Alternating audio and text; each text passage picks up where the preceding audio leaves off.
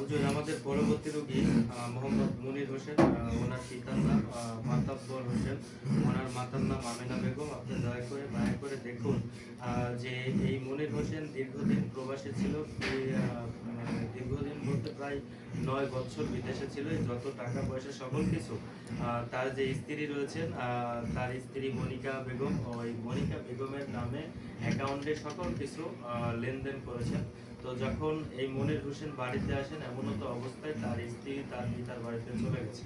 তো এই পিতার বাড়িতে চলে যাওয়ার পরে সে আর ফিরে আসবে না, বা সেই টাকা পয়সা সকল কিছু আত্মসাৎ করে তার নামে যে 10টি টাকা, সেই টাকাটি তার কাছে নেই।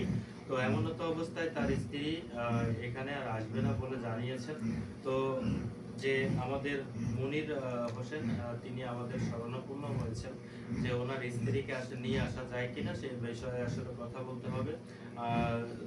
হুজুর, আমি আপনাকে দয়া করে মায়া করে বলতেছি যে আপনি ওনার যে স্ত্রী আছে মনিকা বেগম, ওনার পিতার নাম দিলদার হোসেন, মাতার নাম শাপলা বেগম। আপনি দয়া করে মায়া করে আমি যে ঠিকানা বলতেছি দেখেন, ওই ঠিকানায় মনিকা বেগম আছে। আপনি ওনার বোনের অবস্থানটা একটু আমাকে জানান দিবেন। আউযুবিল্লাহি মিনাশ শাইতানির রাজিম। বিসমিল্লাহির রহমানির রহিম। বিসমিল্লাহ তুমি এদের জন্য তোমার দোয়া করিলাম, দোয়া দিলাম, তোমার দোয়া দিলাম।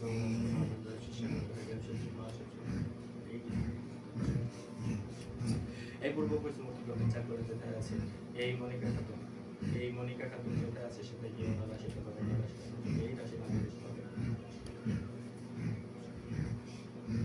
ইয়া চালানি নিয়া চালানি নিয়া চালানি নিয়া চালানি নিয়া চালানি নিয়া চালানি নিয়া চালানি নিয়া চালানি। আউযু বিল্লাহি মিনাশ শাইতানির রাজিম। বিসমিল্লাহির রহমানির রহিম।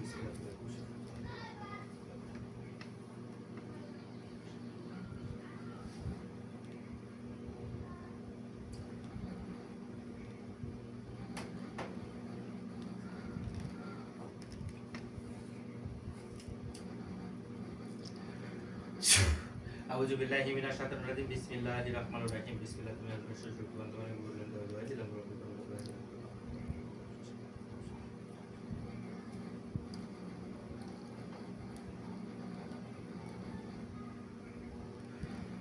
পূর্ব পশ্চিম উত্তর দক্ষিণ চার কোণে যেতে আছে মনিকা খাতুন, সেটা গিয়ে ওনার রাশিটা ধরে, ওনার রাশিটা ধরে, ওনার রাশিটা ধরে। ইয়া চালানি নিয়া চালানি নিয়া চালানি নিয়া চালানি নিয়া চালানি নিয়া চালানি।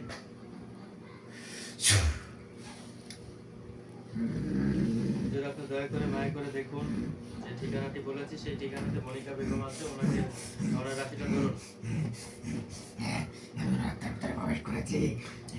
যদি আপনি দয়া করে মায়া করে দেখুন যে মনিকা খাতুন, তার যে স্বামী মুনির হোসেন, এই মুনির হোসেন দীর্ঘদিন 9 বছর প্রবাসে থাকার পরে তার কাছে যত টাকা পয়সা করে সকল কিছু দিয়েছে, তার জীবনের চাইতে তাকে বেশি ভালোবাসতো।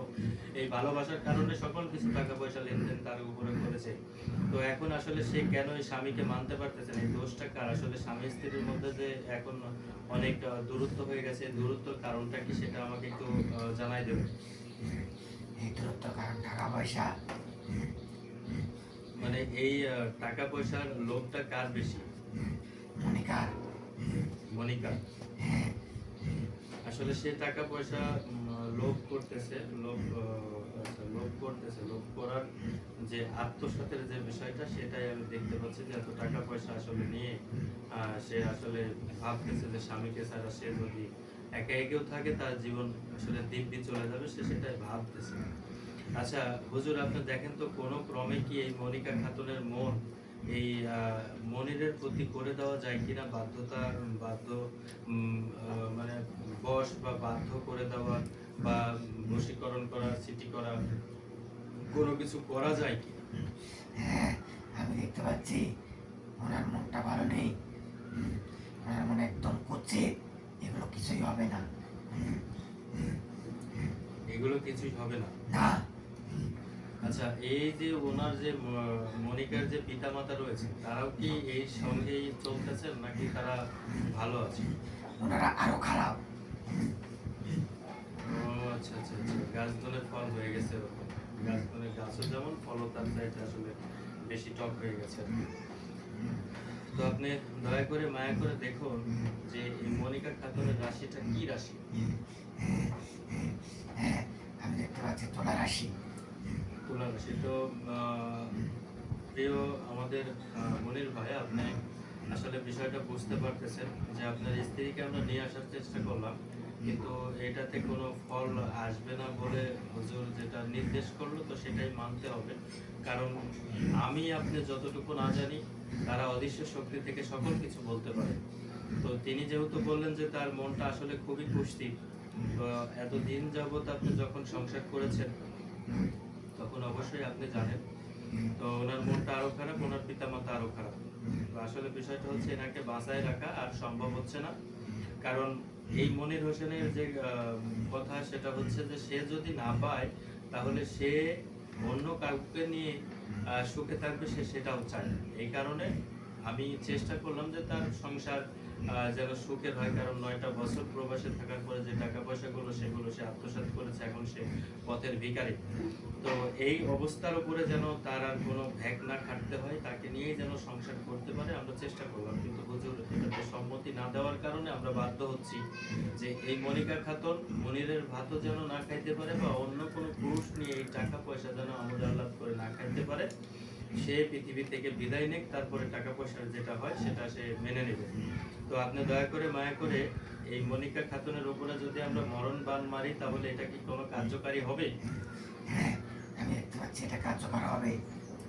কার্যকারী হবে? সে কি মারা যাবে? হ্যাঁ, মারা যাবে। কোনো উপায়ে সে কি বাঁচতে পারবে? না, কোনো উপায় বাঁচতে পারবে না। তো আমরা আসলে কি বলবো, আমরা একটা মরণ বান ওনার জন্য আহ, করতে হবে।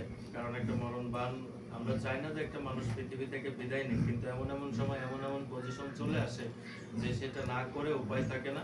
এই কারণেই মনিকা খাতুনের যে জীবনের দশা, এটা 12টা বাজাইতে হবে এবং তার যে মনের যে আহ, বিষয়গুলো, যে মনের যে ভাষাগুলো বা তার যে ব্যবহার আচরণগুলো সেটা খুবই কুৎসিত।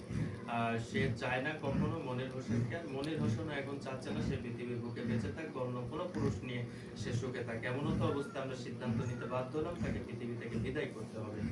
তো ঠিক আছে হুজুর, ইনশাল্লাহ আমরা মরণ বানের দিকে অগ্রসর হব।